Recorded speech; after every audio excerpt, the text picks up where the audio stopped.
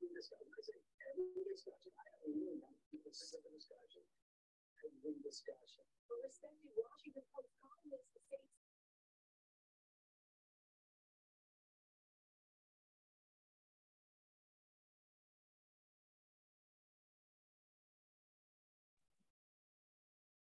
evening, Camp Spring and friends. Welcome back. Today is our first community meeting for fiscal year 2024. I am so happy to see all of you all out tonight. Now, we have people online. Thank you for being online this evening, but we do want to see you in the facility. We have all these wonderful guests, and they want to see your face also. And I keep telling you all, when you are here live, you get goodies. So we have some goodies here tonight. Now, can we take a moment of silence? Because, you know, this week was 9/11, and we just pray, think about those who lost and the family that they left behind.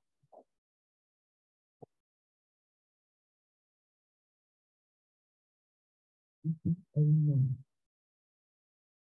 And we want to thank Central Baptist Church of Camp Spring for being such a gracious host to us. We want to thank Pastor Burris. Y'all go get him around the floor.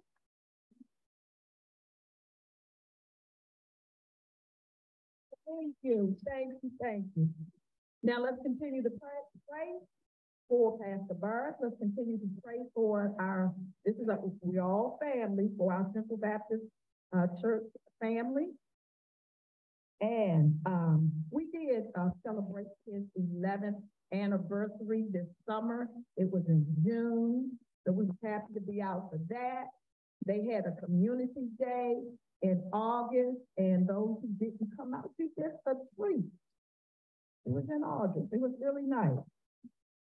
Now, everyone knows about everyone had a concern about Linda Lane and them putting up a 5-story building. Well, on Monday, we had a county council zoning hearing for that property. And I want y'all to know, y'all thank God, God is really good. So what happened there, the county council voted to remand the conceptual site plan that the representative of the Curtis Investment Incorporation for that property.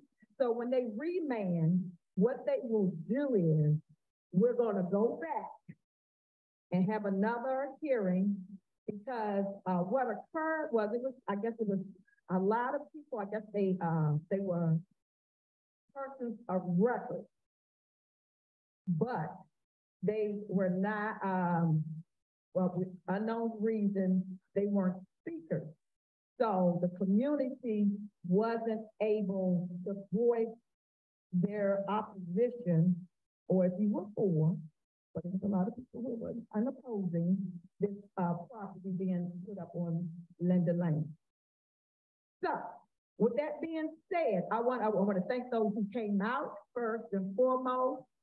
Thank you. Give them a round of applause, because when we got to understand this, we have speakers, different speakers, telling why this is not a good idea to have this, even though it's a conceptual site plan. That is just a concept.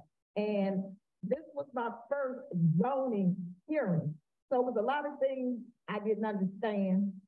And what happened was, if it was not on the record of the planning board, you could not talk about it. So with that being said, that's why they remand, so the community can have their voice heard. And so we'll go back and it'll be put on the record.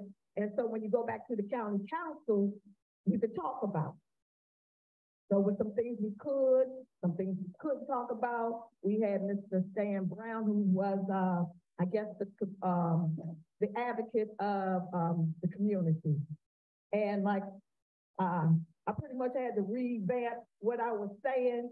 And only one time did he tell me, no, you can't say that. You can't say that. So that being said, I need you all don't want that 5-story building in the middle of our single family community. You're gonna have to become a person of record. You're gonna have to become a speaker, because we have to speak out. We do have the power, but we have to use our power. If we leave it on the table, we can do whatever they want. Okay? So look out for, I guess they're gonna put some new signs out or something like that. When you see it come up first, go on there and register to speak and become a person of record. So when you're a person of record, you get the information that's going on and what's been said and things that what transpires. Yes, that's the word. Thank you so much for that. Okay, we need you all to do that. Yes, ma'am. So what should we do in the interim? Wait a minute. You got to get, because people that's online, they got to Brief start. Okay. Yeah. Hi.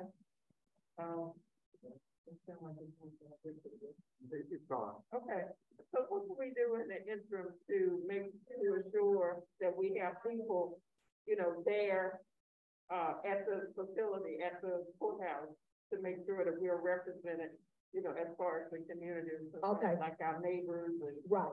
that So, kind of thing. Thank you for that question. The question was, how do we make sure the community come out for these hearings? Now, the planning board hearings are virtual, but the county council hearings are online. So, like I said, first and foremost, you see the signs. That means what they say, see something, say something. Sign up. I have a running email of people who I have email addresses for, and I send out things that are going on. So if you didn't sign in and didn't put the email down, that means you can't go on my list. So you'll know what's going on. Because I'm telling you, it was a blessing. We have to stick together. We got to do this if we don't want things in our community. And I'll bring up, they're trying to put, well, I will say allegedly, a car wash on Old Branch and Allentown Road. You know where they tore down the 2 homes? Yeah. Wouldn't that be a disaster to have a car wash there? So you gotta be on the lookout for that. Like I said, we got the power in our hands and we have to voice our opinion. We can't go on next door. We can't talk amongst each other and say, oh, this is terrible, oh, and all that. Put it on the record. So the elected officials, the power to be, know that we don't want that in our community. We want smart development, appropriate development. Yes. We were at the meeting on Monday, and they said you couldn't say certain things. You have to submit something. Okay. The question was, on Monday, did I have to submit something in advance? No, ma'am. Didn't have to submit anything in advance. And the way zoning works different than their regular hearing. Zoning, there's it's an argument, and each side has 30 minutes. And so one person can come and take up to 30 minutes, and people could come up and take up to 30 minutes. And then what happens? You have like a rebuttal. That's what happens with this. But this was a conceptual site plan. And they saw that there were numerous of people in the community that were on record. However, because I was asked the question, well, Ms. Taylor, why didn't you, like for the planning board, well, why didn't you, say anything? And I said, because I was here, you know, at the county council on another matter that I thought was about Linda Lane. So, and then I missed the deadline because they had a glitch in their system. So it was late. And so I missed the deadline to be a speaker. So with that and Mr. Brown, he brought that out about how the community didn't have it was some, I don't know what happened. It was some kind of glitch.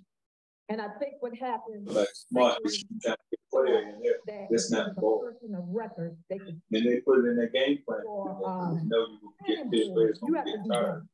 You have to become a person of record and you have to sign up to be a speaker. Okay. Is there a committee of people so let's say for the 30 minutes, 10 people need to sign up. Is there well see what we could do is we could probably we have to organize for this. We do have someone for the legislative affair who's our chairperson. She said she was at another meeting and she'll come out. So we do have to work together as a community. So make sure you sign up, email, and if you want to put an asterisk by your name, and if I see an asterisk, I know that you're interested in with the Linda Lane. Okay? Okay.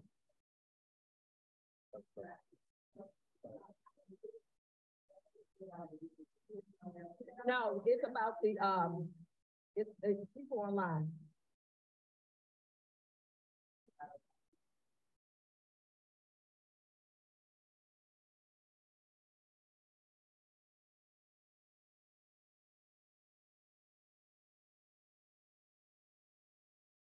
Okay, while they're adjusted, because I know we're a little behind, I want y'all to understand. Miss April Price is in the back and she's the chair of membership. Our membership is really low. In the Camp Springs area, do you know we have over 23,000 residents? Over 23,000 residents. Off the top of my head, I can't remember how many households, but it might be around, 7,000 households, something like that. And for us to have, I'm not sure, but I know we don't have 50 people who are members at this time. Now, as the Civic Association, you know this is volunteer. You don't get afforded. We spend a lot of our money advocating for our community and going out to make sure, because we want a better community. We want a better Camp Springs. So, we want to have these things online. We have our website and all that. You all know all this takes is money. And I said this years ago. Everyone who is a member is part of membership. You all need to be out promoting the Civic Association. Because people say, I don't know about the Civic Association, but the Civic Association, we're out here working hard trying to better our community. So please tell your neighbors, drag them out to the meeting. We got to build up our membership so we can keep going, keep doing things and keep recording. Because there are people who cannot actually come out to the meeting. So we want them to see these meetings, but we need something. Okay? Yes, ma'am. When I first moved into this neighborhood 21 years ago, yes, ma'am. It was changed from Camp Springs to Temple Hill. Okay, I'm gonna explain that very quick. Okay, but when I started to want to again, they said, oh no, you belong to Temple Hill. You belong to Temple Hill. You can't come to And that's something we need to get. The issue is Camp Springs do not have a post office. That's the issue. Because Camp Springs is Camp Springs West, that's on this side. Camp Springs East, that's on the other side. And their zip code is Fruitland. So that's the disconnect. And, right, and so we gotta, but we need people, we gotta work on that. Let people understand that they are Camp Spring. See, y'all know Camp Spring is larger than Temple Hills. Temple Hills has like 3,700 residents. Camp Spring has 23,000. So That's counting for across under the yeah, other side. yeah, that's Camp Spring. Under the. Yeah, all of that is, that's Camp Spring East. We're Camp Spring West. Whoever live on this side is Camp Spring West, other side is Camp Spring East. Yes, ma'am, because I know, I gotta get to, yes, ma'am.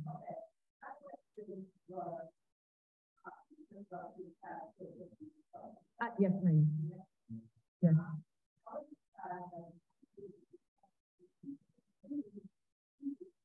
Mm-hmm.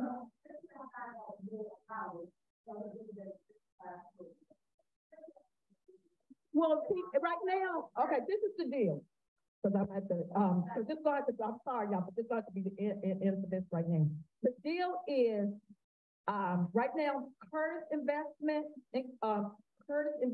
Group, which is on Linda Lane, his business is in that building.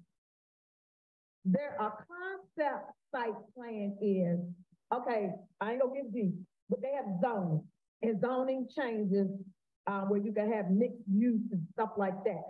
So he's still working out that building, but when the zoning law changed, they had to come up with something and say, hey, so they just threw the kitchen sink and said, okay, we're gonna do this concept plan, and we wanna do 2 stories of retail, 3 stories of 105 multi-family units. That's just the concept. So you have to go through a concept, then you go to a preliminary, and then you go to final. And with all of it, you have to be a person on record. You have to comment and speak for or against, and why. So, okay. You're welcome. So I'm gonna cut it off right there because. Can I ask one more question? Yes, ma'am. So, what's our next step? I just want to know what I need to do. What do I need? Well, what I would do right now is get your thoughts together on why this is not a good idea to have a 5-story building in that area. Okay, that's our next step. And like I said, be on the lookout. They're gonna put some more signs up. I will also check and find out some of like, because I know they said it might be 60 to 90 days. Okay. Okay. Thank you. Sorry. Corporal Ponak, Division 5, will be coming up and speaking. And as please give him a hand. We want to thank him for coming out. And as he comes up, I want with our police officers, with our police department, we have what you call Citizen Advisory Council. And it's for all the divisions. Now, we have representation on the Division 4 side, but if you all don't know, if you live like in Westchester State on that side, you're part of Division 5 police station, and that's what Corporal Ponak represents. And we need someone in our community that lives on that side to represent us at the meetings. And those are meetings with the commander, it might be the commander assistant. We need, so we gotta have our eyes and ears open on what's going on in our community. And it's nice to have that connectivity with the commander in the, so without further ado, Corporal Ponak, and you have Corporal Dick. And Corporal Dick, thank you. Give them a round of applause. Thank you. As you said, I'm Corporal Ponak. I'm the Community Engagement Officer for Division 5, which basically is the south side of Allentown Road going that way, basically all the way to Charles County. Temple Hills Road down to Eagle Park. This is Corporal Diggs. He is another one of the community engagement officers in my unit. I'm just going to give you some crime stats for Division 5. And if you have any questions, we'll probably answer them at the end. Robberies, which include commercial robberies, residential robberies, citizens robberies, they are up 21% year to date. This is through September 13th, which was yesterday. That's a difference of 9 more this year than last year. We had 43 in 22 and 52 this year, so it's up 21%. That's all three of those types of robberies. Carjacking, that's something that's up substantially. It's up 111%. This time last year we had 9. This year we had 19. That's an addition of 10. That's a 111% increase. Burglaries, which include commercial buildings, residential buildings, and other burglaries. Other burglaries would be like sheds in your backyard, detached garages, storage areas, things like that. Burglaries in the Division 5 are down 8% year to date. So that's a change of 6 less. We had 74 this year and 80 last year, so 6 less. Stolen vehicles. It's a 94% increase on that. We had 124 stolen vehicles last year. We've had 241 in Division 5 this year. That's an increase of 117. To add to that a little bit, and I don't know that this is gospel, but I heard one of the commanders talking about this in one of the other meetings, that 50% of those thefts are Hyundais and Kias. So, you know, if you own one of those cars, check with the dealer to see if there's the upgrade that you can get. They can do some software upgrades on them. If not, we have steering wheel lock giveaways. You know, check on next door when we're going to have our next one. I'm not sure. This one. We're going to have one the 18th, Monday. Target, Brandywine. At Target and Brandywine. So if you own one of those cars, a Kia or a Hyundai, all you got to do is bring the registration, and we'll get you one of those clubs for your week at 4 p.m. Brandywine Crossing, 4 p.m. on Monday. Just bring the registration. Again, stolen vehicles, that's a 94% increase, 117 more this year than last year. Total crime is only up 11%. We take all those numbers and wash them out. We've had 89 more crimes in Division 5 this year than last year. That was 843 last year, 932 this year. So an 11% increase. The good news is that countywide, it's up 42%. So we're doing better than the average. Let's keep doing that. The one thing we have done well on, and I think I talk about that every time I come in, is theft from autos. Theft from autos this year are actually down 7%. So, you know, keep doing a good job with that. Keep taking your packages out, keep hiding them, locking them in the trunk. Don't leave anything in there that looks like it may or may not be of value, because they'll break the window if they see a bag of trash in there if they think something's in it. So again, keep doing a good job, and that helps with that. So, any questions?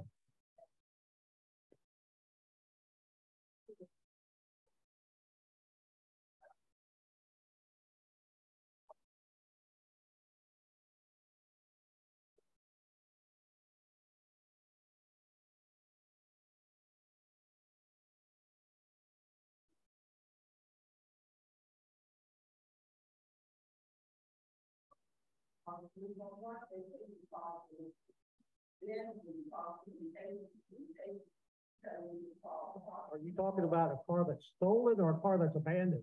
Okay. Yeah. But it takes a long time now to find out people know, and more specific cars who had the vehicles, if they're sitting there and they look abandoned, you still report it to the police. Somebody will get out there. You may not see them when they come, because again, if it's not an occupied vehicle, nobody's in danger, it may be an hour or two before they get there, because if they get higher priority calls, they're going to go there first. But they will come out and check it and see if it's stolen. Now, Virginia tag, that's something that the Motor Vehicle Administration, for some reason in Maryland, lets people that live in Maryland get Virginia tags. and tag them at a Maryland address.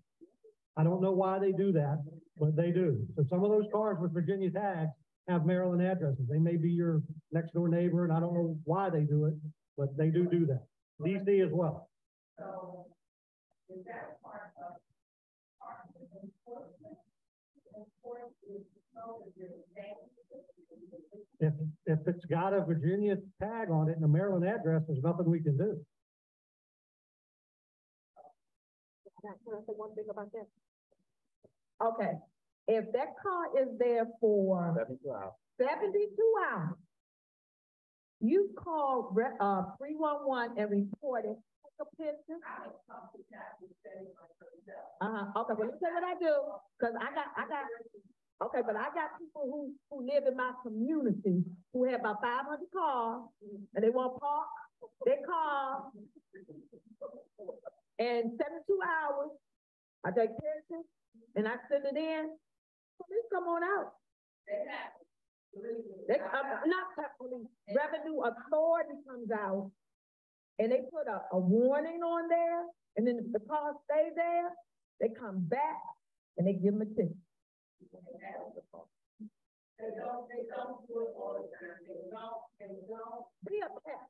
Look, be a pet. We can Okay. disagree. We can disagree.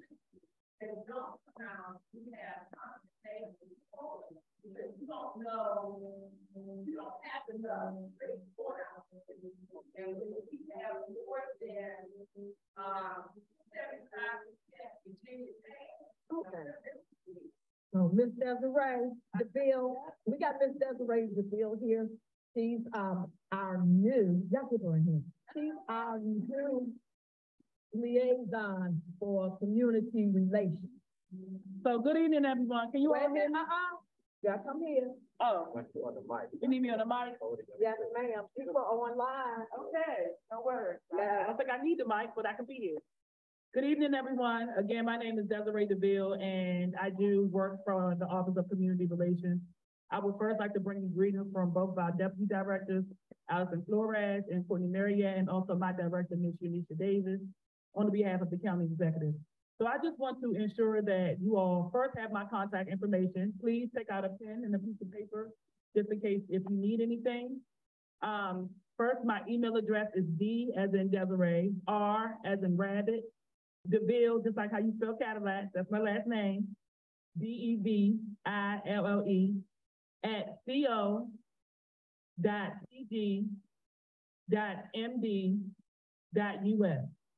And I'm also going to give you my cell phone number.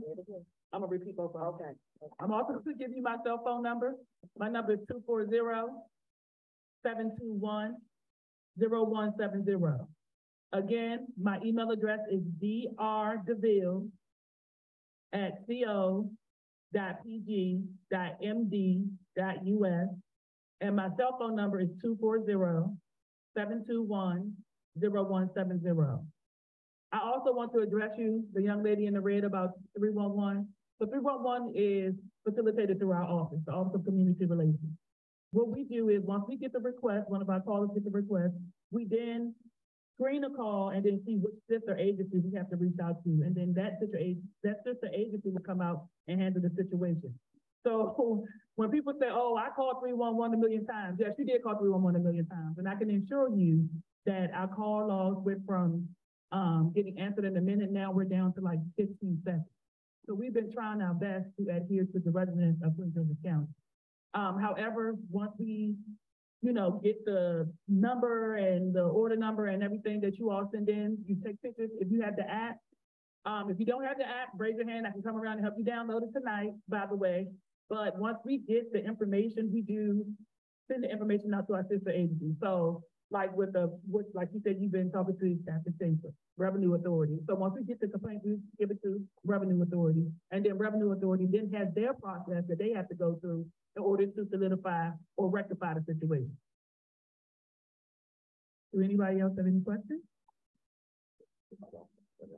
Sure. I'll be around if you need anything. I just wanted to piggyback off of that and kind of explain the process to you. Once upon a time, we as police officers had the authority to tow vehicles that were considered abandoned, and within 72 hours, vehicles, if they haven't moved, technically they could be considered abandoned. So now there's a completely different process. So if it doesn't go to revenue authority or park enforcement, it can come through 311 clips to like maybe our unit. And so we will go out. So we will go out there, take pictures of tags, either that had to move, you put a green sticker on it. So if you guys see green stickers, you know that officer has been out there. And so what happens is we put it on there and we have to wait 72 hours. We send an email out. It goes to the abandoned auto unit. They now have the authority on our end to tow it, but then they have to go out and examine it and wait to see if it moves in 72 hours. So like they were saying, it is just a process. It's not that no one is going to do anything about it. It's just a process for every different agency. Oh, and as far as the Virginia tags are concerned, so Virginia, it's not Maryland DMV that is responsible. It is actually Virginia. Right. Virginia is allowing other states, other residents from other states and neighboring areas and jurisdictions to legally register their vehicles in the state of Virginia. And one of the reasons why some people in Maryland and DC go to Virginia to register is that you do not have to provide proof of insurance. Yeah. And so that is why, and I don't know why they're allowing to use Maryland addresses to register vehicles in Virginia, and DC, but that's what it is. So once upon a time, if you had lived in Maryland and you had Virginia tags or Maine tags or anything like that, we could write you a citation for failing to notify the administration of address change within 30 days. Now that doesn't apply because the tags are registered to that address. So I know it's frustrating, but right now we do not have the answer. We're trying to work with every different agency to try to resolve that. It's big time in Baltimore. That's right. Right. It's all about money and revenue. And that's another thing that we probably, like we said, we want to advocate for. We got to get our elected officials to. This one is hard. So I know we got our honorable state attorney here, and she put on at 7:45. She could give me like a couple of minutes. I really appreciate it. We're going to have to talk about this further, but I don't want to belabor her coming on. And then y'all know we have WSSC here. Because everybody want to know about what's going on Allentown Road. Yes, ma'am.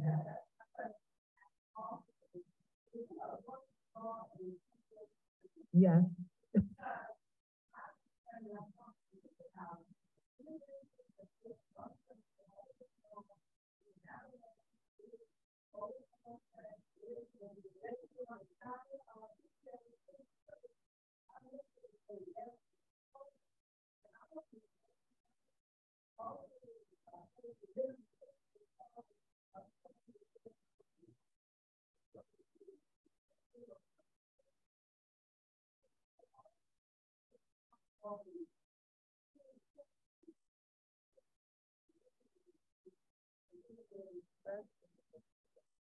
Well, the trash thing would be, again, 311. You know, if you want them to come out and clean up the trash. If there's people out there loitering and drinking, you got to call the police. They'll come out and they'll talk to them and try to send them on their way. Again, you know, we have a homeless advocate for the county. So if they're homeless, we try to get them help, but a lot of these people don't want help. They won't let them. And they've got to be willing to get the help. And we have a homeless advocate that will come out, and we've met him right there under Allentown Road and Branch Avenue. His name's Wendell Williams. And he's come out and we've helped people. He actually needs a guy that wanted to go back to where was it, Tennessee? And he couldn't get a bus ticket because he didn't have ID. He got him his birth certificate so we could get his ID and get him home.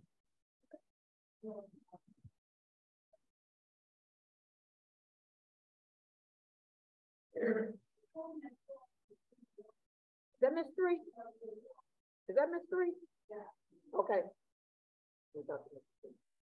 Miss Three, so WMATA, yes. I contacted WMATA, I sent you an email. I contacted WMATA about Royal Farm. What they did was, on where the Royal Farm is, like all his property, now it's against the Royal Farm, but he still has a little bed out there. I'm gonna call them back. They'll come out, because they told me, thank you for letting us know this. They'll come back, and I'll let them know about what you told me by the CBS. So that's what my list to do, is contact WMATA again about this situation. And then I want to say to you all on Division 5 side, the gentleman that's at the by the Royal Farm, he indicated, this is what he said to me, that the police officer told him that he could stay there. He could stay there. You know that. I said, oh, really? I lost panhandle as well, Okay. so that's where I just tell you what he said. on our side. I said, look at this. I said, oh, really? I said, let me talk to He can name him by name. Look at this. I said, let me talk to my, well, that's Mr. Cause I got his name and everything. I talked to him. Cause I take pictures and all that I stuff. take these pictures and get Yeah. their ID, and I give them one warning, and the next time I see them, Bobby West. I lost. That's his name, Bobby I West. got two Bobby West, so. So he the one that likes to live at the Metro stop by Royal Farm. Okay. So we'll talk, y'all. I know, what we're gonna do is, we're gonna get some more questions answered, but I do not, like what I said, I gotta let WSSC come up. I have to let, our honorable, Ms. Brayboy come up, and then we can go back and do more questions, okay? I appreciate you, and I thank her for being patient. Can y'all give us a update on, Allentown Road? You want the spray boy to come up first? Okay, okay, yeah, okay. Thank you, I appreciate you, thank you so much, thank you. Oh, and if you have any questions for Division 5, they'll be over here For a few minutes. for a few minutes, and I'm gonna give you an update for Division 4. Okay, but we're gonna have our honorable, Ms. Aisha Brayboy to speak with us. Give her a round of applause. Thank you, ma'am, for coming out. Madam President, for having me. It's great to be here. Hello, everyone. It's an honor and a privilege to be before you. I'm Aisha Brayboy, State Attorney for Prince George's County. Oh, okay. How about now? Is this better? Okay, sorry about that. Hello, I was saying I'm Aisha Brayboy, State Attorney for Prince George's County. With me tonight are my principal deputy, Jason Abbott. Good evening, everybody. As well as one of our community liaisons and consultants who used to be a deputy chief in our police department, Melvin Powell. Good evening. Thank you for coming. Thank you. So we are here this evening to talk to you about some of the work that we are doing in the state's attorney's office. We partner very closely with the Prince George's County Police Department. I can tell you that personally, I think that we have a phenomenal department. It is tough, the work that my office does, the work that our department does, the work that the sheriff's office does. We are really in so many ways understaffed, but we recognize that we have a duty to you. And so our job is to fulfill that duty and not to complain, but just to try to get this job done.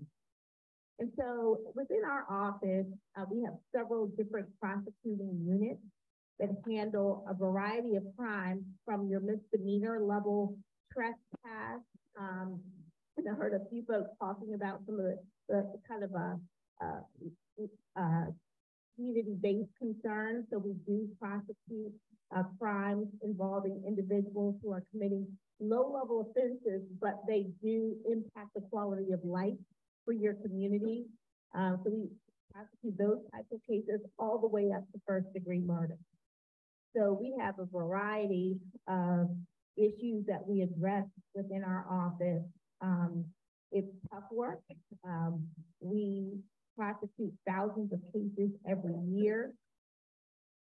We have one of the highest, I think, in terms of solve rates in the country, in terms of our homicides.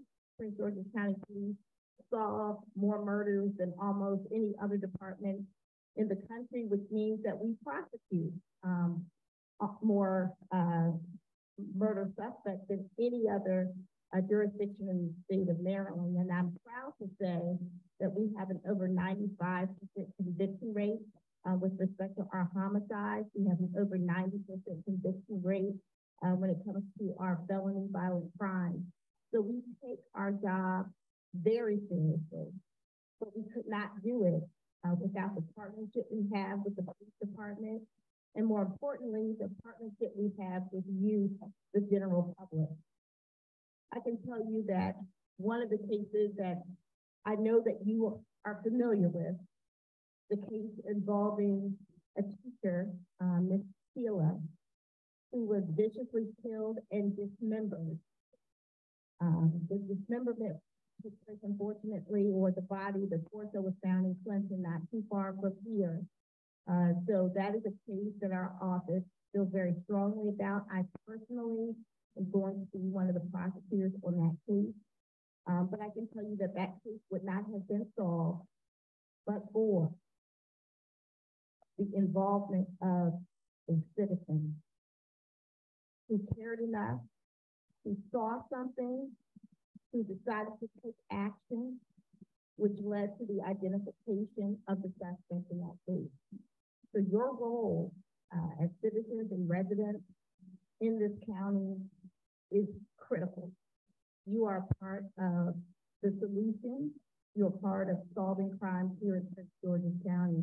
And I know personally, because I've been with the Kent Springs Civic Association for a number of years, when I served you as a state delegate and now a state attorney, I know that this community loves to get involved, and you do get involved.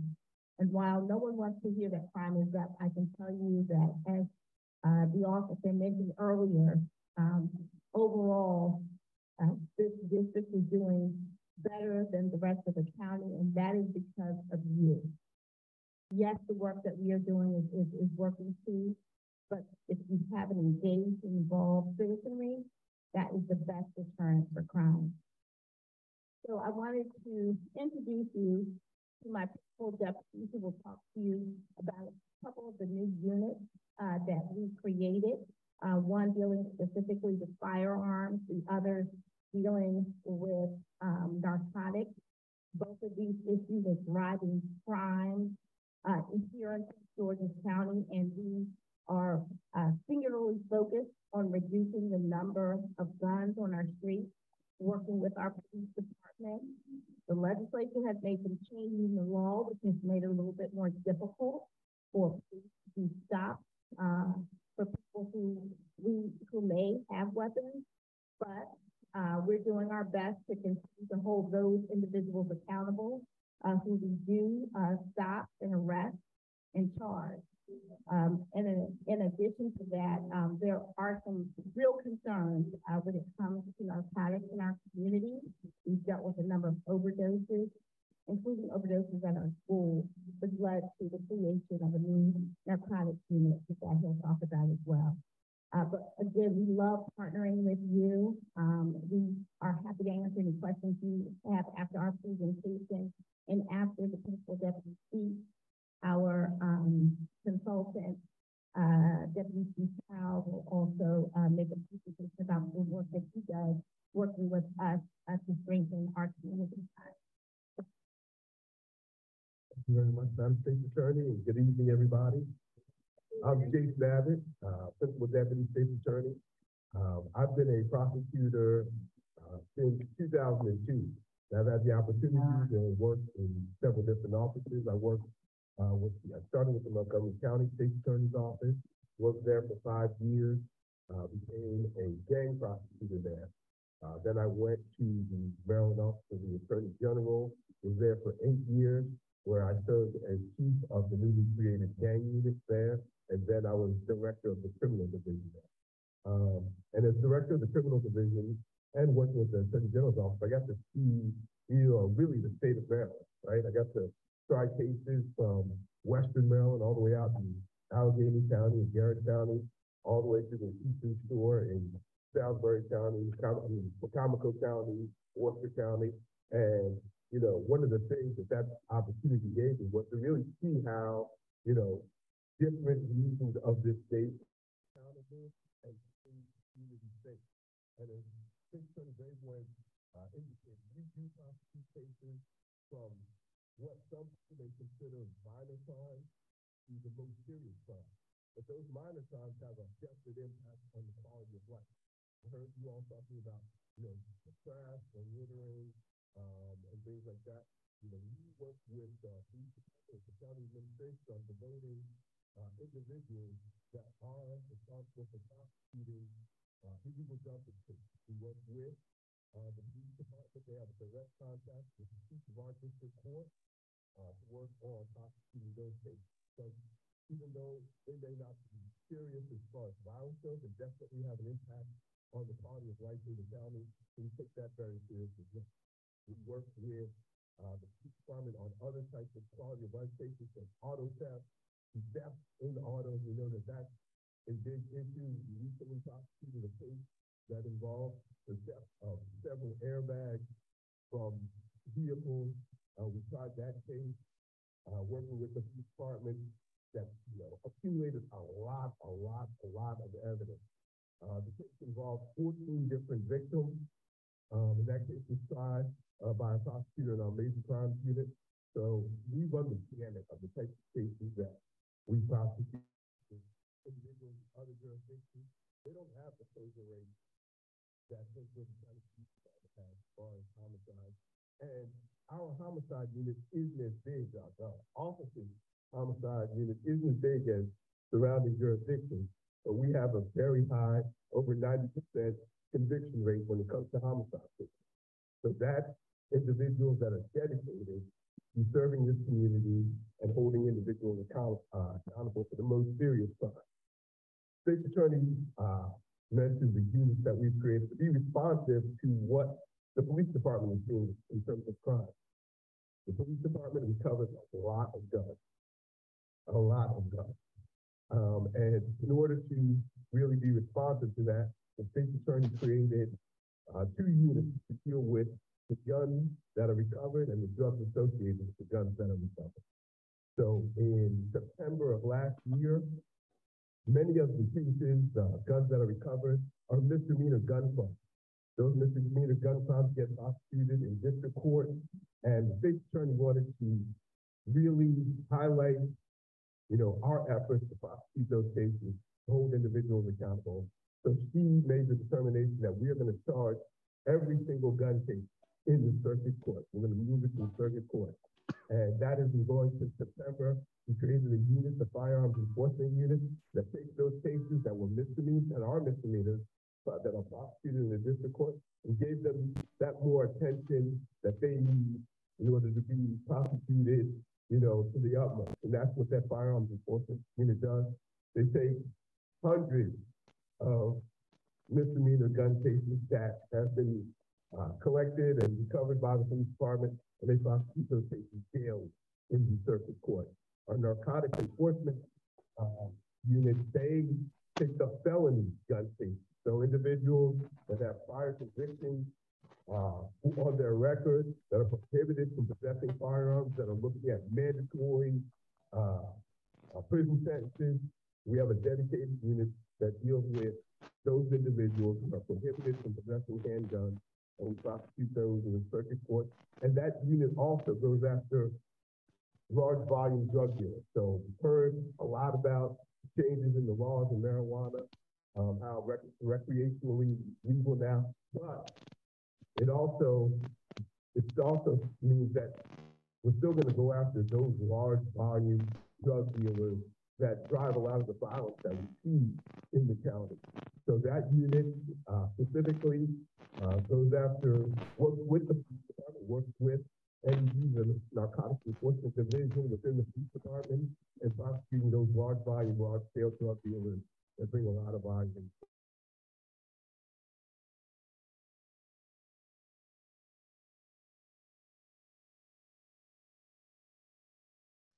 and accountable and make this county safe.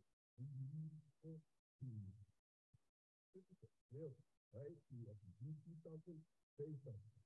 You know, that's the only way we can hold individuals accountable is the information that we get from you when you see crimes, if you're aware of crimes, report that to the police department, and we will do our job and make sure that we hold individuals accountable. Thank you very much. It's a pleasure to be here. Thank you. Sure. Wait a minute.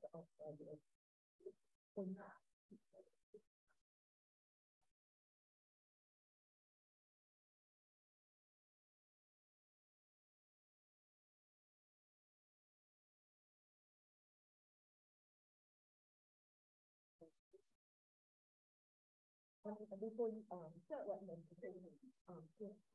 okay, so, the people online can't, hear your questions, okay, you have to, do the question. Could you come up here, because I still don't think they can hear you. I'm gonna.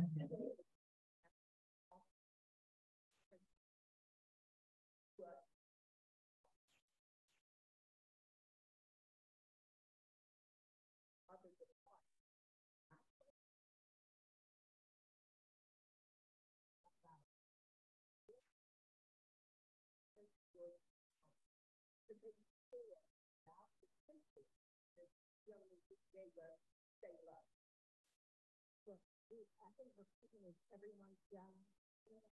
Oh, I said, I think recruitment is everybody's job. Now, the state attorney's office does not recruit directly for the police department. The police department and the county administration does that. However, I can tell you, I am an adjunct professor at Bowie State University. Advised me that a few of my students ended up applying, and some have actually made it into the class. So we always talk about really the benefits of the Prince George's County Police Department. I think the former deputy chief can tell you a little bit more, but it is a great career, great pension program, and, you know, it is a very rewarding job. So all of us can be a part of helping to recruit. A lot of it is that we need to recruit from our community. Our young people who are in our schools right now, they are prime candidates for the Prince George's County Police Department. These are people who know our community. They have a vested interest in the success of our community, but we need to make sure that our kids are not making mistakes that will put them in a position not to be eligible to be recruited. So we need to all work with our department when they have fairs. They have fairs often, and they can let you know when they are. But Mr. Deputy Chief, you want to talk a little bit about that? Good evening. I know what it was like to be in the back of the room, can barely hear. So if at any point I move the mic away from my mouth and you can't hear me or can't understand me, if somebody in the back could just raise their hand, and I'll bring the mic back up and talk a little bit louder. Again, my name is Melvin Powell. I'm one of the newest members of the State Attorney's Office. Madam State Attorney brought me on board, I think, in January of this year. I have a dual role, but everything that I do with the State Attorney's Office involves making sure that you as a community and the community members in Prince George's County are well taken care of. Again, I retired as a deputy chief, and I've moved up the ranks attending meetings just like this. And I can tell you, even in my role now with the State Attorney's Office, I attend everything from the town hall meetings, the civic association meetings, HOA meetings, the coffee club meetings. And it's rare that I see as many people out as I'm seeing today, and it's always a good thing. And because of that, you can also know that when things happen in the community, that folks like you that bring that information to the police department, who can in turn, in a lot of cases, make good arrests, and those arrests obviously lead to the state attorney, the prosecutors having good cases to bring forward, so we continue to make sure we move forward. Again, we're attending a lot of these meetings. I see familiar faces, some people that I see quite a bit, and as I stood in the back, I heard a lot of the questions. And one of the things I want to address a lot of things. First of all, man, that's a very good question. And just like Madam State Attorney stated, the that unit, they have lots and lots of, avenues that to go out to the community to recruit, but in the 25 years that I've worked with the Prince George's County Police Department, I've never seen a time when they were not recruiting. When the numbers got close to what they were called maximum, was about 2,200 at one point, they were still recruiting because you always have attrition, you always have folks who are gonna retire.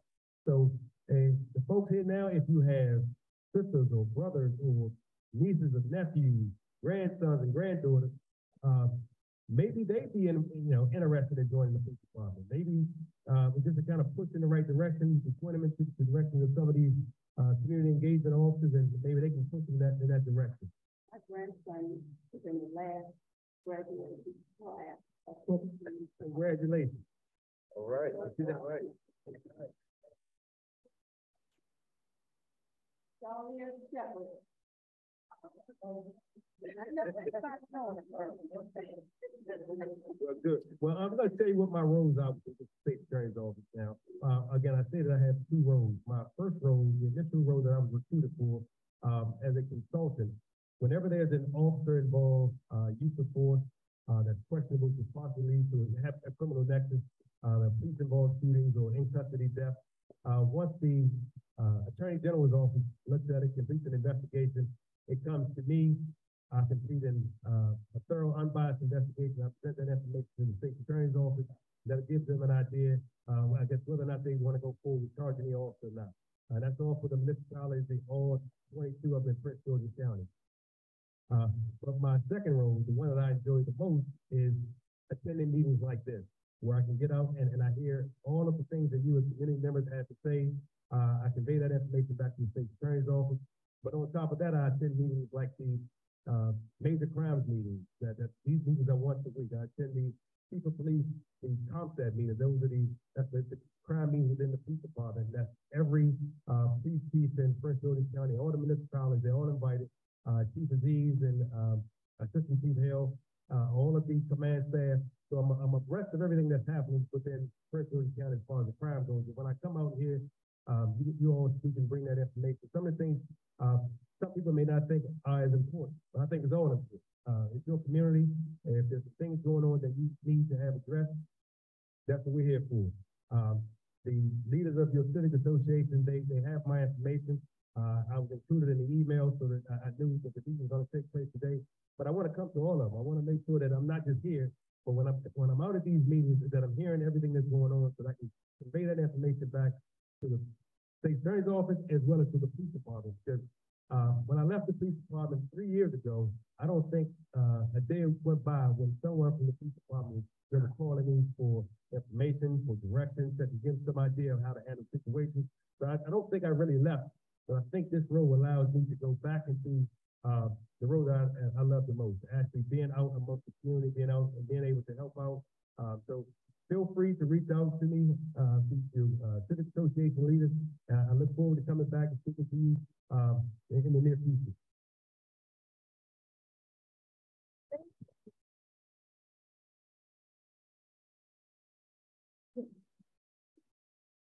Any questions? Okay. Okay. I need you to stand up, and Mr. Matt is on his way, and make sure you speak loud, because we keep getting from the people online. They can't hear. Can't hear. No, come up a little close. Yes, ma'am. Got it on camera? Okay, I just wanted to know, where are the guns coming from? I hear all the news reports about lots of guns, and this is what we're gonna do, but we never hear about where the guns are coming from. So if you can answer that, do you know where they're coming from? Well, I'll tell you this. If we knew specifically where they were coming from, we'd be on top of it. But the police department is in constant search. Every time there's an arrest made, there's a debriefing of the suspect, and they're trying to find out more and more. Unfortunately, there's not one specific place where all the guns are coming from. There's a variety of places. And there's certain states that don't have the same restrictions. And something now, recently, federal law has made it even easier to get guns. Before, people would just cross over to Virginia, get the guns and come back. Unfortunately, people start making straw purchases. They're actually going into gun stores, legitimately purchasing guns for other people. And so there are a number of ways that folks get their hands on guns, but I know the police department is working hard to make sure that we get ahead of it. I mean, I know it's tough now, but the police department is still working to stay ahead of it.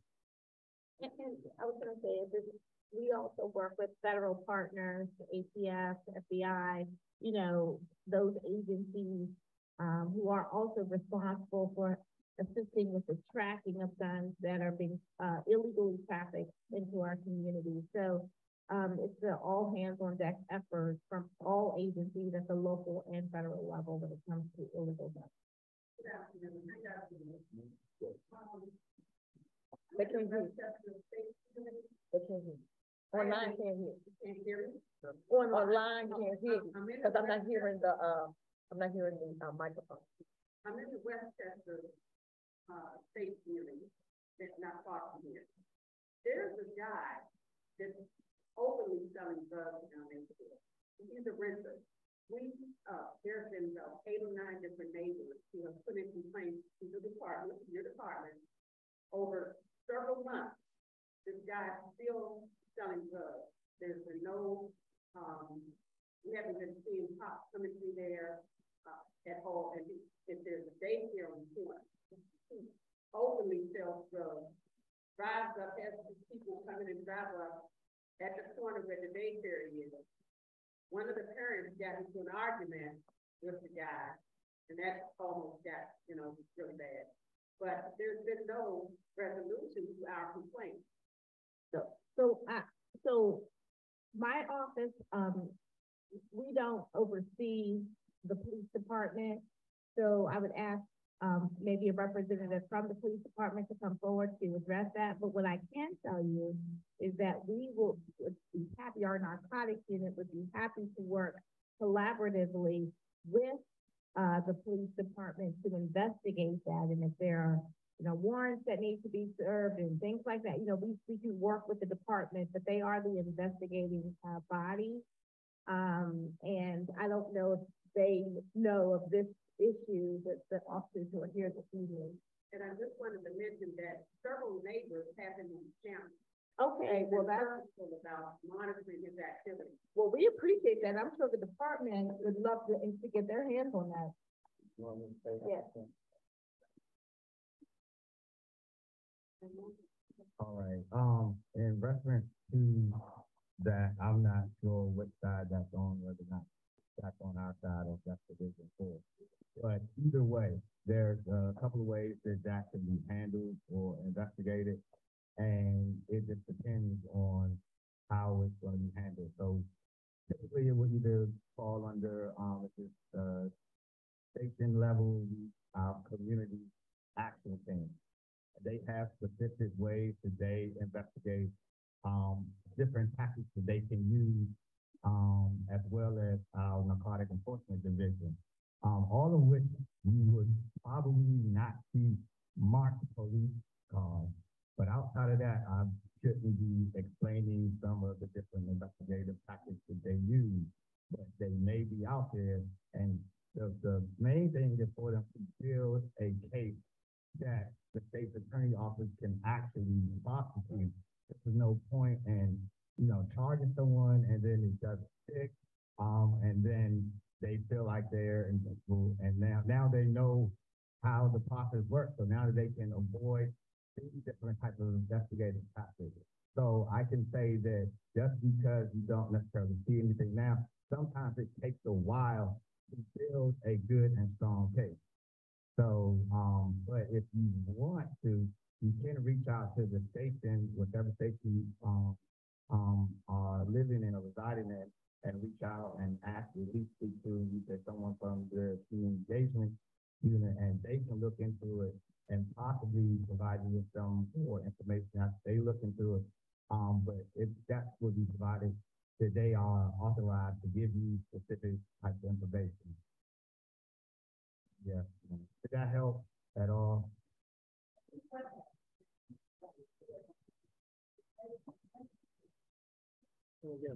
I understand that, but I know for certain that some of the different practices that you say you're not going to see the police officers, but I wish I could tell you some of the things that they do, but I can't.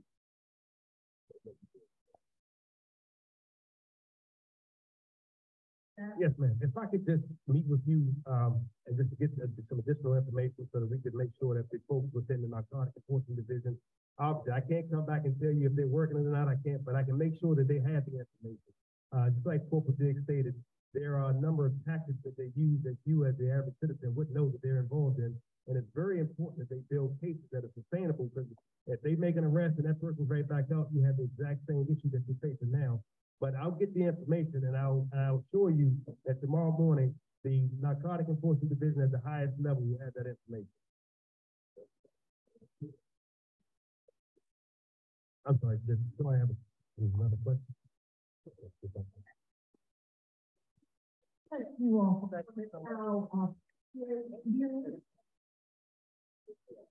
I am. Now, do you know that now the ones who are at home, see, I keep telling you all to come out, those who are online, our state attorney brought us all kinds of goodies.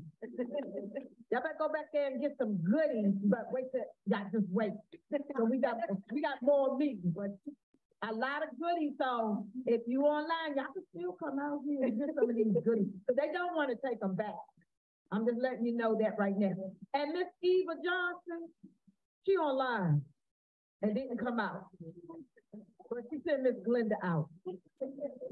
And Miss Glenda has come back and renewed her membership. Give her a shout out, Miss Glenda. She's right over there. Okay. Oh, I am.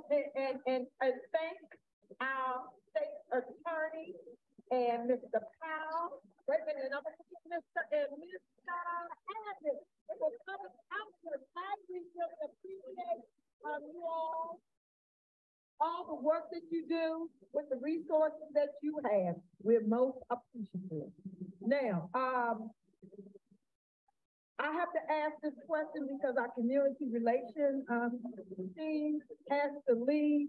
Online, there was a question. I wrote the question down. The question was, why does it take 6 months to a year for the county to maintain 3 per 311? Ms. Desiree is coming to answer the question. Hello again. Hi, everyone that's online. So, as stated earlier, first of all, I want to apologize for the time frame and just ensure everyone that our director, Ms. Janita Davis, is working hard with other directors to try to trim down some of the time to get some of the community challenges fixed around the county. And again, once something comes to 311, we're not the end all be all, guys. Sometimes I know everyone thinks that we are, but we are not. So once we get the request, it takes only about 15 seconds to get the request over to our sister agencies right now. And once they get the request, then it's up to them to decipher what takes priority and what does not. And we're not trying to say that nothing is not a priority. Everything is a priority, but it just, again, it's a process. Everything is a process. Life is a process. So we are going to continue to work with our sister agencies to try to get that time down. And again, I apologize for any inconveniences. Thank you for coming out this evening. You all know our people there work. Look, our people there working so hard. They have other meetings to go to. So thank you. Y'all know that's my bestie. Y'all know that's my bestie right here. How's everybody doing? Many of you know my name is Walter James. I'm the unit chief for the Office of Community Relations. My colleague, Ms. Desiree DeVille, we had some restructuring that happened in the Office of Community Relations. I'm the regional lead. So she's taking over as a community liaison. She'll be your point of contact. She's phenomenal. She's well versed in a lot of things that are happening in the county, but I'll be still here as a support. So I came here to support her tonight. But again, I just want to say thank you so much to your president, who is awesome and amazing and does some great things in our community. But she just doing without an awesome vice president here working hard with it to make it happen. So there's some other things we'll be doing here in Camp Spring. We just talked about a possible neighborhood watch. that we may want to get started. But again, I just want to come and say hi to everybody, and you'll be great working with Mr. Bill. Thank you so much. Thank you. Have a good evening.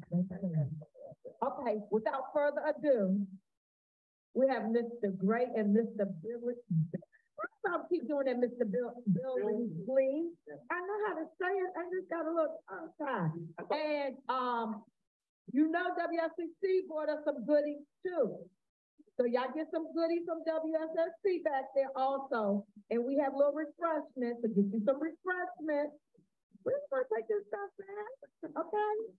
So they're gonna tell you all about what, because everybody's concerned about the Allentown Road and what's going on. So here we go. Good evening, everyone. My name is Steve Gray. I'm a representative for WSSC. You gonna have to come up. You know, you gonna have to come up. Good evening. My name is Steve Gray. I'm a representative for WSSC. And I am the contact person for Allentown Road. They said one of the, we apologize, something blew out on their, system. So that's why we have to project in what we're saying. Okay, I'll do my best up there. Anyway, I'm open to any questions you guys. Well, let me start off by saying, Allentown Road is one of the major projects we got going on right there. That's a $30 million contract we got going. We're upgrading the water main from a 20-inch to a 42-inch. And it's gonna take some time. We're about 40% done. Yes, but we got 2 more crews gonna come on board to help us catch up. And it has been a supply issue too by getting the pipe here and everything. That kind of delayed us for a little while, but we on track to maybe complete next August. Yeah. It's big pipe. In some areas, if I could take you out there and show you, we are 18 feet to ground. 18 feet in the ground in some spots. A lot of utility crossings. There's a lot involved, trust me when I tell you. And some nights, we may only be able to put in 20 feet of pipe because we're that deep in the ground. Yes, I said some nights, because I work night work, I can speak for that. We may only be able to put one lip of pipe in the ground a night because we cross the utilities. We just that deep in the ground. And for some reason, we have to be that way. Because if that thing was to blow out, we want that cover over to save some structures, some homes, and everything else in there.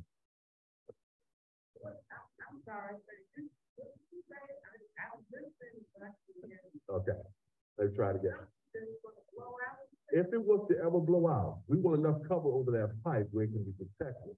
We can protect the homes and everything, businesses and everything that way. That's one of the reasons we're so deep in the ground here. Does the August date include contingencies, like if there would be major storm and that kind of? We have, You have to repeat the question, please. okay, the question was, the contingency date, yes. August, of next year. That being said, we always factor into the weather and everything like that. Yes, ma'am.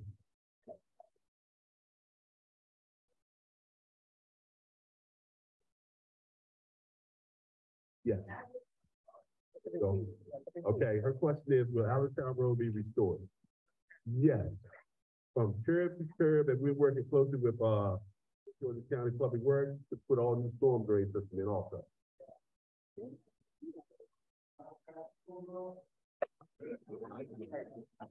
That's beyond me. That's yeah, I don't like, WSC don't control taxes. Yes. Yes, ma'am.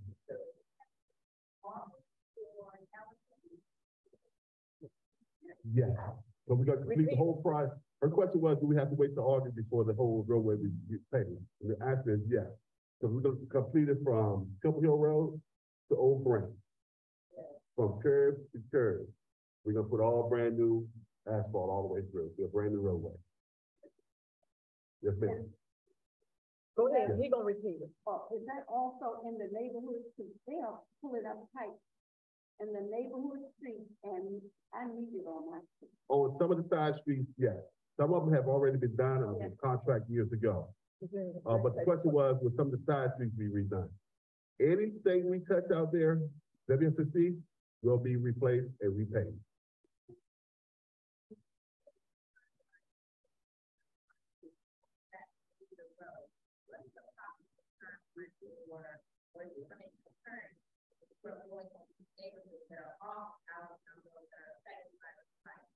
Running concern, her question was, matter of fact, can you repeat that, please?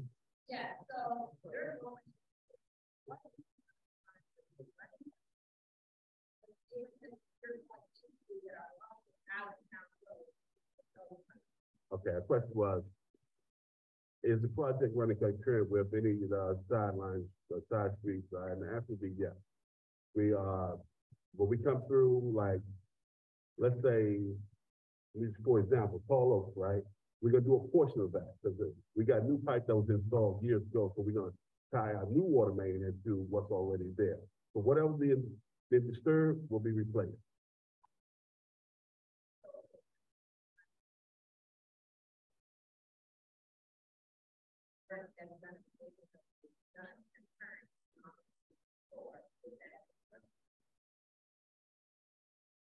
The question is, will it be running concurrent? That's a hard question to answer, reason being.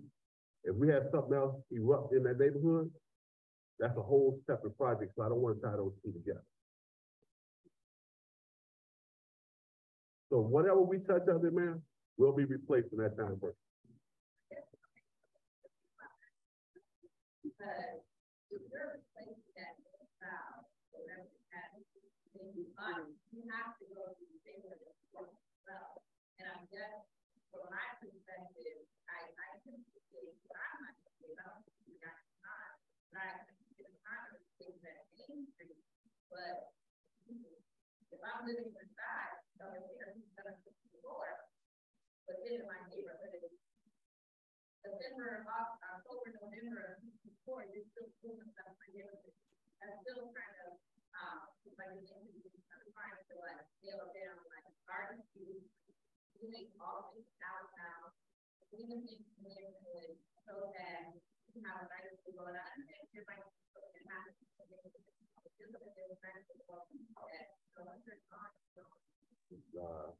No, we never leave. But anyway, let me ask you a question. Her question is we gonna run, her question was, if anything goes wrong on the side, or whatever we disturb on the side street, is that gonna be in the time frame I'm giving tonight?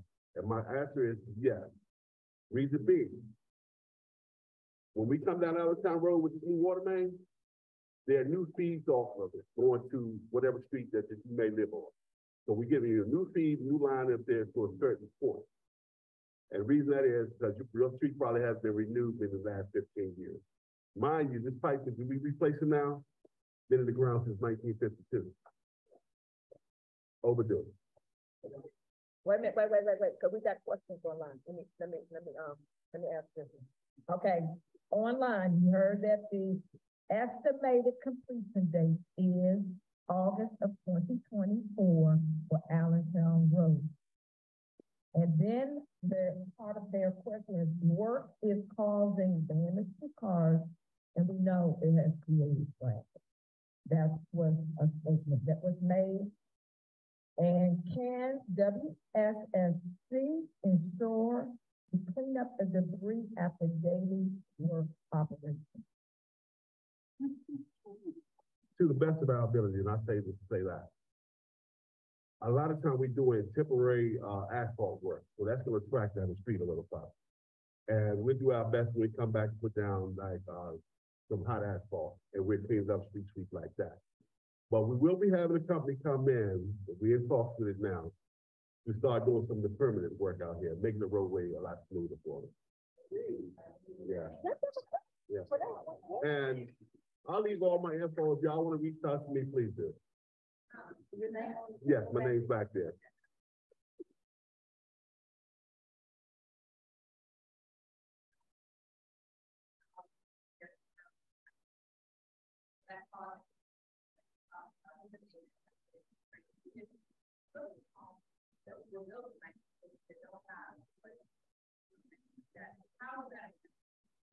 It won't affect. And I'll explain it this way. Every house in here has some kind of pressure regulator. So we're not gonna put a water main in the ground and just turn it on and blow your faucet off the wall. That's not gonna happen. So we'll give you better water quality, cleaner water, And, just trust, we just ask you to trust us for a little while. Help us get through this project. Well, I thank you. Yeah. Linda has a question. Yes, ma'am. Yes.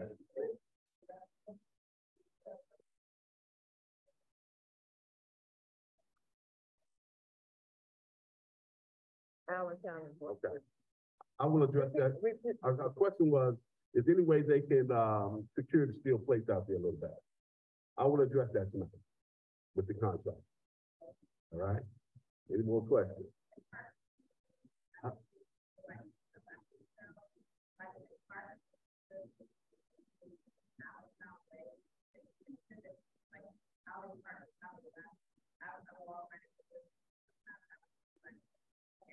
Mhm. Yeah. They can rip up my little signs in my yard. Okay, well, this day going forward, that's on me. I'll make sure that's done. But you have to repeat it. Our question was, will we continue or start to clean up, any mess that's left behind? Asphalt, debris, or whatever. I will get with the contractor tonight. I'll make an effort like, hey, look, this is a must have every night. Okay. We have personal thank you.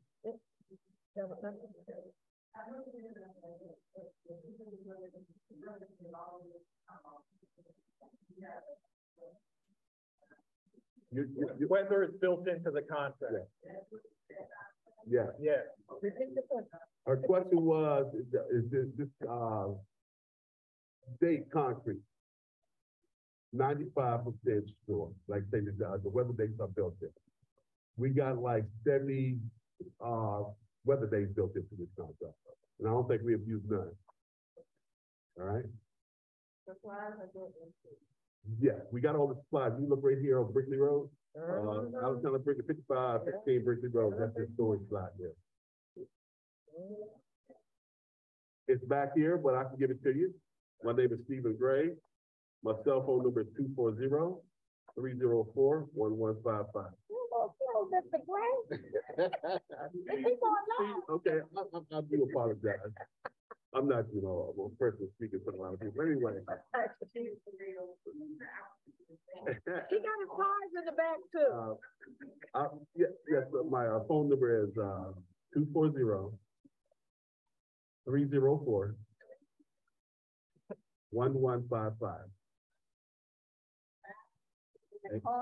Yeah. Well, no, I don't have no cards with me. No, I don't. Yeah. And my email. Boss's card is back there. Yeah, what? My, yeah. Yeah, but I want yours. Okay. 240. 304-1155. And look, if you don't believe it, you can call me down. My phone ring. I don't do that. Yeah, but we're doing our best, and we just ask for your patience. And only issue we have is, well, it's tough. Speed, a couple issues we have out there. People will not slow down. And then we have these four-wheelers all night long, in and out of our safety zone. And the police department left it. Yeah.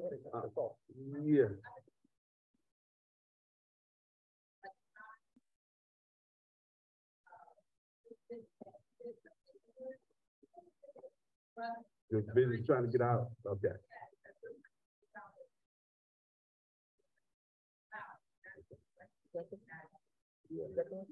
Okay, her question was, can we, when we put these signs out here that say that, the signs that we put out to say that we're gonna be coming in, able to go to work, can we take them out of line of sight so you don't pull out in traffic? Yeah. I will ride through this tonight and see what else might be obstructing some vision, and we'll relocate them. You are. You don't want it online. You want me to clear it out? The WSSC sign was knocked down by a car over a month ago. Can the sign be replaced or removed? The location is Allentown Road and Westchester Drive. Yes, I'll see if the contractor goes through there tonight and remove it or replace it, one of the two. Allentown and Westchester. Yeah. Okay, yeah, it's not a problem. Drive, not Westchester court. Drive. Yeah, Okay, not court. okay. I said drive. Right. Any other questions?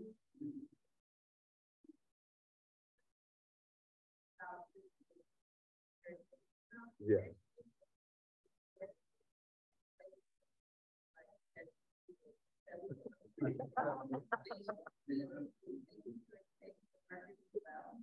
I appreciate it. Her question was, is anything that the community can do to help with the safety of us out there? Unfortunately, no, they're gonna do what they wanna do. I don't want nobody to get hurt. I mean, they bust through this construction site. Mind you, I told you, some of these excavations we got is deep. You gonna kill yourself. Yeah. And just give you a little example, I want to say something to the officers here. I had to call 911 about 3 weeks ago out there, right? Little fellow walking down the street. I thought, somebody had robbed him or something, right? And, he was intoxicated. I called 911 not knowing his condition, right? I was on hold for 30 minutes. So,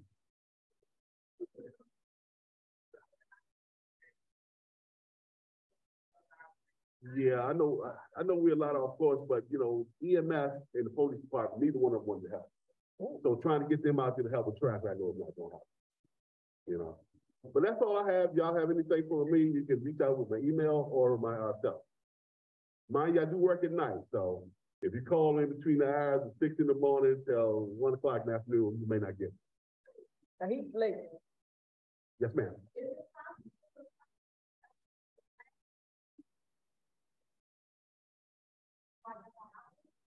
The question was, can we use flaggers? We have them. Yes. They run through the red lights, they don't care about us. That's true, they do.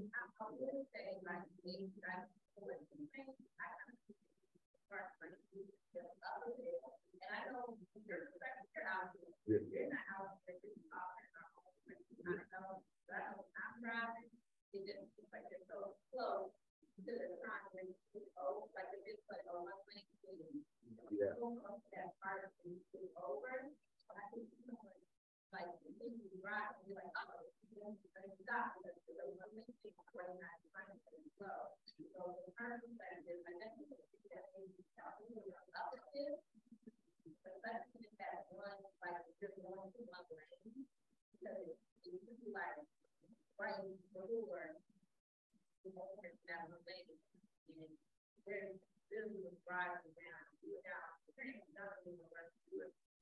The question was, can we extend the work zone?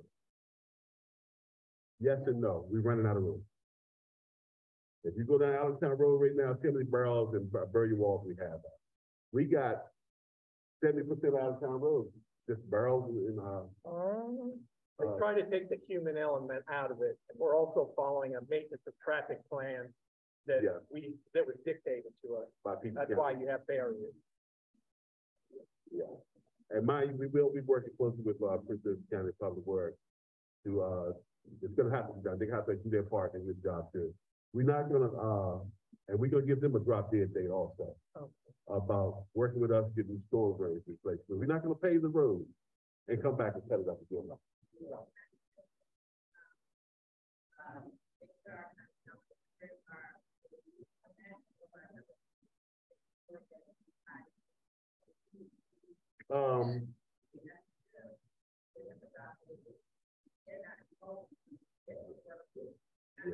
Well, I'm gonna let Mr. Billingsley answer that one. He might have a little more info on that than I do. The short answer is I hear from them all the time and they contact me all the time. If they have any questions about any of the contracts around here, they contact me all the time. Yeah, you have to realize too, there's a whole nother project going on Old Branch Avenue, just like this one, also 30 million, also around the same time period, also messing up a bunch of intersections. So we have a scope of work from point A to point B. Every single intersection we pass, that new main is gonna be tied into that intersection all the way down. So anything we disturb, we'll pave, but we also wanna wait a certain amount of time so that we can make sure that that work was done correctly. So we don't just hurry up and pave over it because if something happens to it, it's still under warranty, we want to make sure we're getting the, the right product. And you have to realize too, these are huge mains and we're trying to put it in and weave around everything that's there. So that's why you'll see it, you'll have to go on one side of the road than the other, because we have to move the main around everything that's existing. From, this first phase is from Tilton Hill Road to Old Branch right here. No, we're gonna start right here at Old Branch. But it is another one in the works that's gonna do, the unfortunately, one of the boards and the airport phase. Yeah. Yeah, that was in planning right now. Yes. So. And then Old Branch will connect to this job. Yeah. Old Branch, the transmission main that's going on right now is connecting to his job. So these are huge mains the size of this podium to bring you clean, tasty water. It's a completely different contract, but the same amount of value. So these mains are this size, so we can deliver water down here better. Do you know the date on Old Branch? I know it's 50% done, and it's around the same, they both started around the same time period, so they'll both end around the same time period, weather permitting. And the unique thing about Old Branch Avenue Is there are stream crossings. And that's why they're closing sections of Old Branch Avenue. There's a section closed right now near Schulte, and they're gonna have to do that in 4 more locations. That's what I was going to. Yeah, actually, they're gonna end up closing the ramp at Kirby. That ramp's gonna be closed probably a month from now. And the total, once they do all these 4 closings, it'll be till about winter time before they finish that. What's that? Oh, I get to my phone. I know, but there's no other way to do it. As you see, they speed around us, they drive over top of us. You saw the Cadillac in the hole at one of our water main breaks. I was there that day when the Cadillac drove straight into a hole all through our safety barrier, so. Brand new. Okay, I know a lot of people are leaving. We didn't want you all to leave.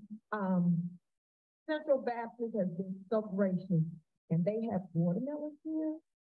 That's why I was telling people that don't come out, they miss out on a lot of goodies. So if you want a watermelon, take a watermelon. They're right there. Now I ain't looked at the watermelon. We have questions back there. But we have some other questions, but, we're running out of time, but we have some more stuff we have to go over real quick. Oh, okay.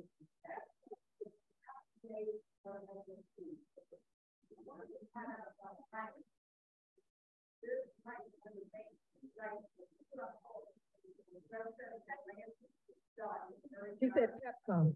Pepcom.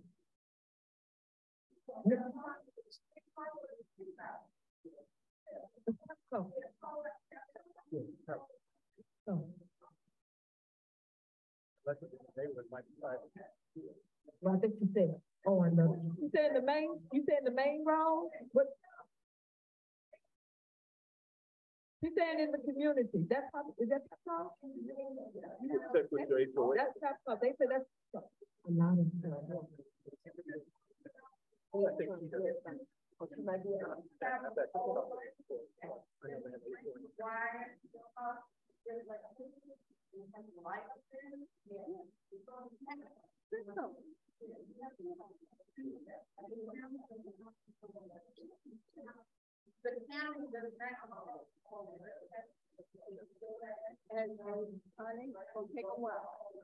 you all were saying, you coming out.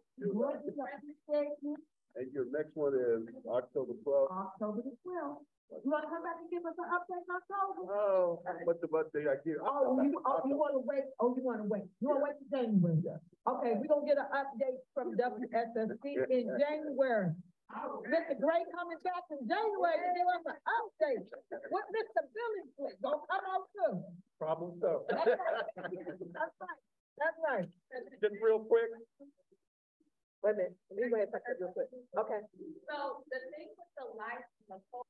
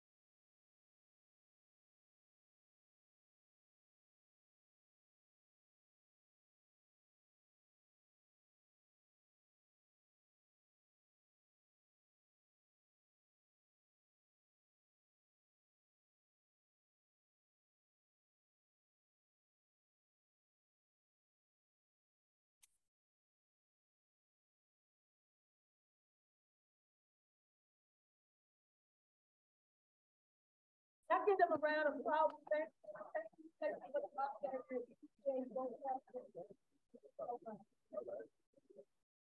And don't forget to get some goodies from WSSC. They don't want to take that stuff back. I'm keep saying that. However, remember, you bought a t-shirt, Ms. Price, watermelon, but, remember, don't forget membership.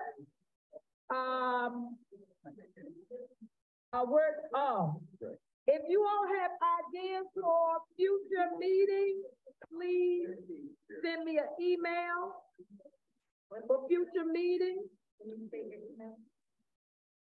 It's CSCA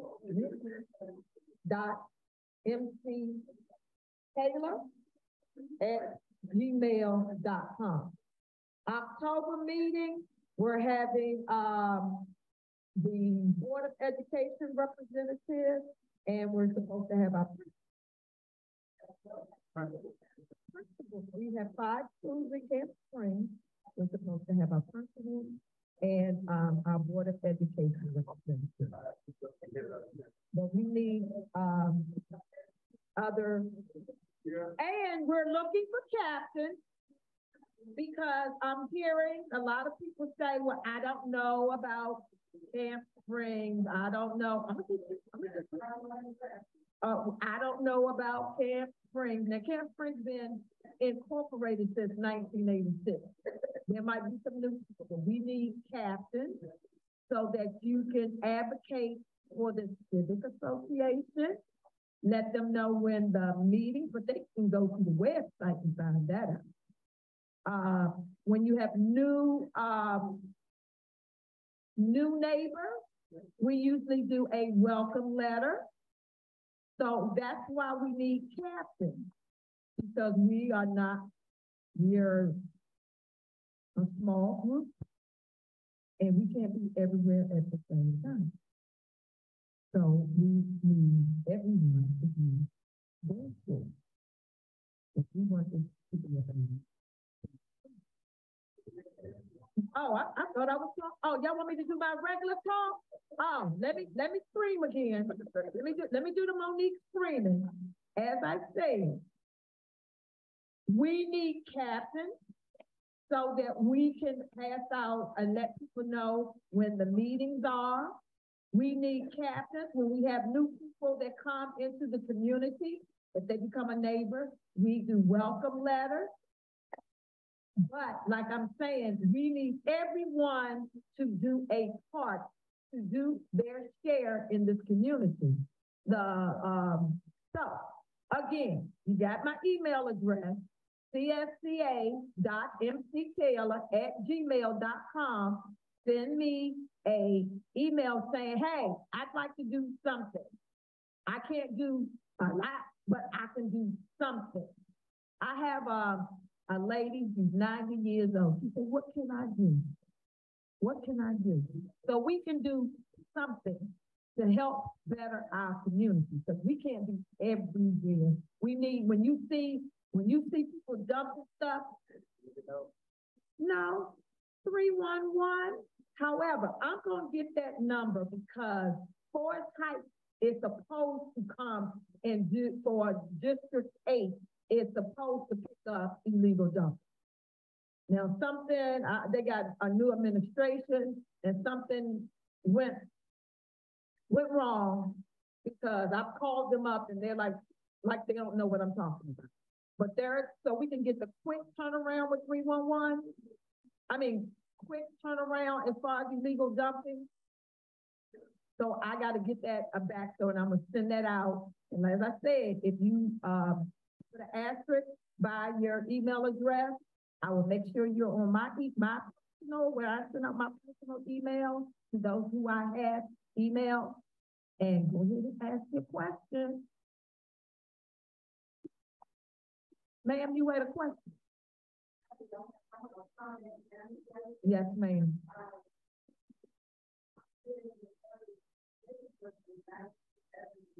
Yes. Yes.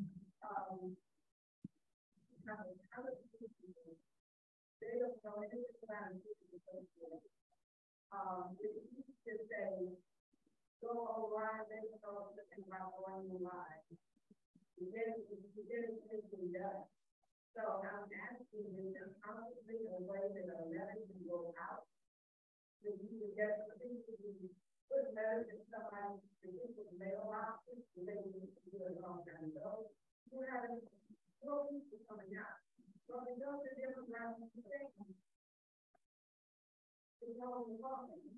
Then I can say it that we're trying to get captains so that you can pass out letters and give out the welcome letters when you have new people in the community. That's not what I'm saying. You said, I'm talking about, that's for the meeting. I mean, what do you, I'm not understanding me. I'm confused. You're right. You're right. I'm not understanding. I'm confused. Please help me. Okay, thank you. Okay. You clarify for me then. Okay. The demographic has changed. What I see is that this is a community of older people. Okay. Yeah. So they definitely have to come in. But I think the community is more so older people, my seniors. Okay. Yeah. I love y'all. I appreciate y'all. But we got to do some new things. Right. Yeah. And some old things. Right. Okay. So what I say that we need to do, we need to do the groundwork that we need to go knock on doors. We need to know our neighbors. We have a lot of people who live by themselves. Mm-hmm. People who don't have people come check on them. So we might need to do a community directory. Yeah. For people who want to be in directory and we want to share this information, maybe share your birthdays or whatever your special case, so we can put those bags together. Or we can come to your house and say, hey, like, you know, let's check on your neighbor. I mean, we can get back to what we need. Okay, so I have a question for you. We agree. Anthony. Miss Ebony. Yeah. I want to deem you in charge of that. Boom. Hey, So Ms. Ebony is gonna, head that up, because we understand that everyone doesn't know about the civic association, people have moved in and out. Well, what people don't understand is, it's only 15 people on this, board. And as I said before, we have a lot of homes in this area. And we need everyone to do, it's about 7,500 homes and 23,000 residents.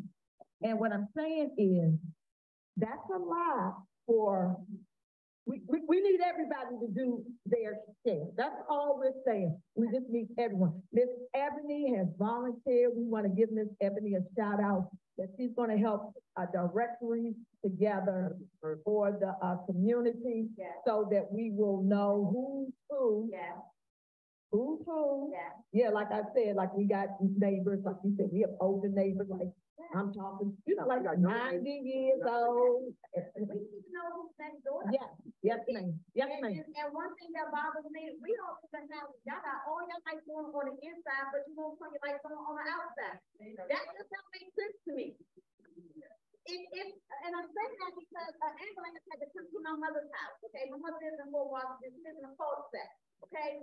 They had a hard time finding her house because she didn't have anything lit so that they could see where her house was. That doesn't make sense to me. You got all the lights on in the inside of her house, but you won't turn the back light on.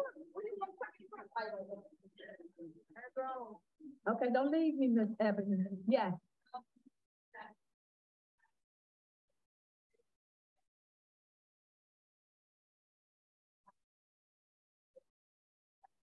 Yes. Okay, because we at one point we did like on our stuff, we did have it both. We had it both. But I'm telling you all, we gotta get membership because we're running out of money that we do have. And we agree. Everything you said, we agree. we agree. But we need people. We need the body. We need you guys. Because I'm gonna tell you, people bring a lot of good ideas, but they want to bring you the idea, but they don't want to do their shit. And I'm thanking Miss Ebony for, she said, okay, I want the idea, so I'm going to take that home. And that's what we said. Everyone has to do a share. Like because I agree, Miss Street, I agree, Miss Streeter, because I've gone, Miss Streeter, the gentleman, especially the one on, because I'm not a lot up on the other end. I've gone to him, talked to him, taken pictures and sent them in. And we got to but the problem is, I think some laws have been put in place that is so much, is but so much that can be done, but they can't be at the metro station sleeping and living. Because, I always, in my messages that I send and say, hey, the people are terrified because they can't sit down at the metro station. So it takes all of us to do our part. So please tell your neighbors about your civic association, and Miss Ebony is going to get something together. And then we're going to reach out. We're going to come back here October the 12th. We're going to have some our family meetings. One of these meetings will just be a family meeting where we just hash out things and what we want for our community. So we're gonna do one of those type of meetings. And we might do that one for the November, so we can just hash out some stuff. Because you all know we gotta get ready for the 2024 election. We gotta get people educated about voting, about, the elected official, and stop just, I know that name, so I'm gonna select that person. We gotta educate ourselves. Yes. I think we need to do a follow-up meeting within the next 2 to 3 weeks. We cannot continue to tell things off. By the time we have another meeting in November, it's gonna be. No, we have a meeting next month. Okay, next month. Yeah. So we can't have a meeting like maybe in 2 weeks to just kind of hash some things up and be ready for the next. No, ma'am. It's not. No. Don't we have a lot of time? No. They don't charge us CCD. Yes, yes, yes, we used to be able to be at the schools and it was reasonably priced. Now it's, very expensive to have meetings at the school. Yes, so we don't have the capacity to do that.